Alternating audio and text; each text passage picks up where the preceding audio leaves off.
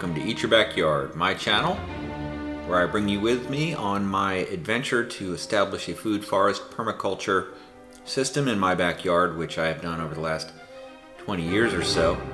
I hope you will subscribe and become part of the community. In this video, I'm going to give you a flyover tour of my little food forest.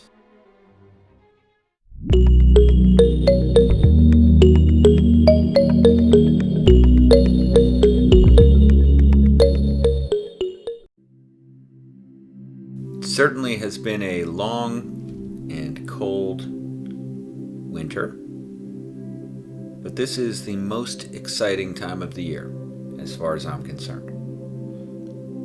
And in this video we're going to fly over my backyard food forest and take a look at, really just the beginning of what is yet to come, the bountiful harvest of mangoes and bananas, and this year many new things, which I'll talk about. And if you haven't seen the videos on the Roselli and pigeon pea and moringa that I've made recently, please check those out, because I am in the process of completing a system. If you look down upon this little food forest on a sleepy barrier island on the Atlantic coast of Florida, what you see is a system containing many systems which feed each other. If you look in the lower left-hand corner, that blue tarp, that's a new system I just added.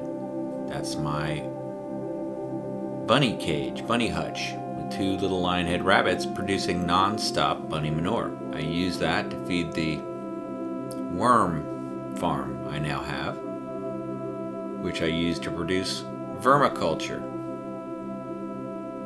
which I put on all my plants, as well as the bunny manure. You can see I've also contained the fig tree within the enclosure that the bunny run is for the rabbits. But the Hayden mango tree just to the right of the enclosure is really full of flowers. I mean, look at that thing. That thing has just become a dominator.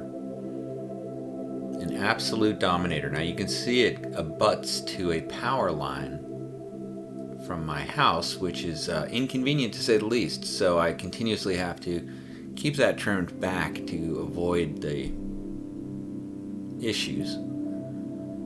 That banana grove you see there right at the end of the rabbit run is also in the process of being removed as the week moves on, and actually not removed from there, but moved to a new area just to the, in this shot, just to the bottom of that mango tree. And you can see I've got some decorative palms along the deck in my backyard, some robelinis. Also, there's an areca palm. Many videos about all these things. And as you get further to the south, you see an Edward mango tree. And you might notice that it's a little brown on one side. And that's because that's the eastern side of my yard. And it receives, from time to time, a blasting of salt spray over a duration of time, since I live relatively close to the ocean, and it burns just about everything. That's why I have a wall of Dracaena that serves as a barrier to that salt spray, and it's pretty effective, but whatever gets over the top, and this thing's tall enough, the Tommy Atkins mango, it gets burned. And I'll show you my oak tree here in a moment to illustrate that point a little further. But the idea of permaculture is, regardless of what it is that you are faced with in terms of conditions in your environment, you develop systems that mitigate that and also serve multiple purposes. And eventually you can get to a place where your yard is healthy enough to have it as almost a closed loop, which is what I'm working towards. But it will take a few years to do that.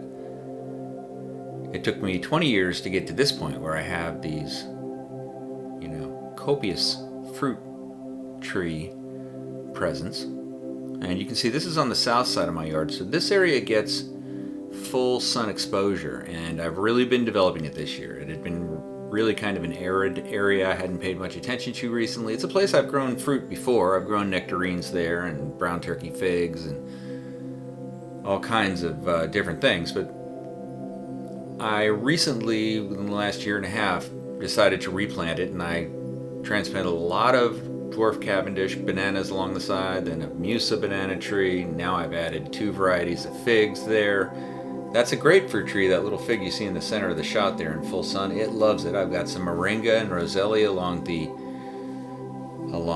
eastern edge there, as well as a pigeon pea.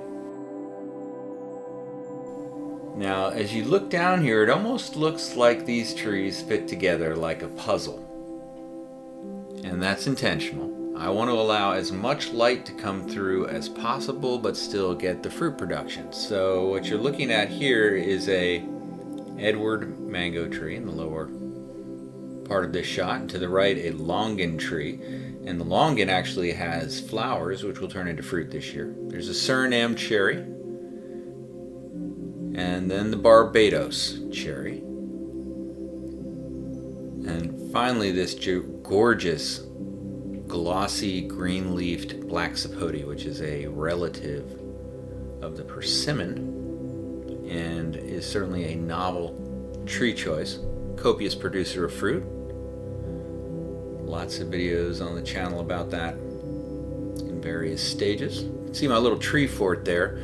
That front area in front of the tree fort I've removed already, and just to the right of that main patio thing, and it is now a banana grove. That's where I transplanted it. Now take a look at this laurel oak. At the bottom of the shot you've got a Buddha belly bamboo and a beautiful soft tip yucca, but the laurel oak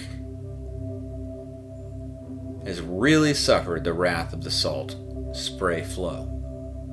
I mean, it is obvious. Look at the dead sticks, and that's what happens. The tips die, and those sticks are not a great look. You know, I would not call that a great look, but you can just go trim them or break them off really with your hand ultimately if you let them sit there long enough.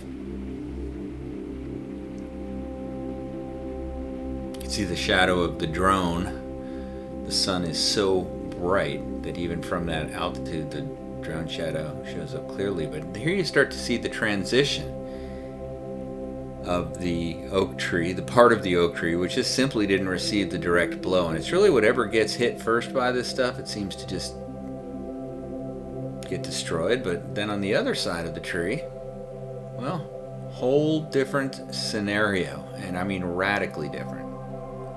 And this is, I really show this just to illustrate that, you know, this is a factor I had to mitigate against. Where I live, it's not intended to grow anything other than scrub brush palm and you know, a handful of native plants. So I'm really having to create a system that is artificial yet can ultimately sustain itself in a loop. And I've got the animal manure now with my 2 bunnies. I've got the worm farm to produce the vermiculture and the worm castings and the worm tea. I've got compost bins, which are great, and to produce the soil. I've got vertical growing now in process, but what I really need next is water. And that will come through a system. We get copious amounts of water here. I just need to set up a rain barrel system, and that means I'll have clean, pure, fresh water anytime I want that doesn't have saltiness like my irrigation. It's also in the well water here. After all, it's a barrier island.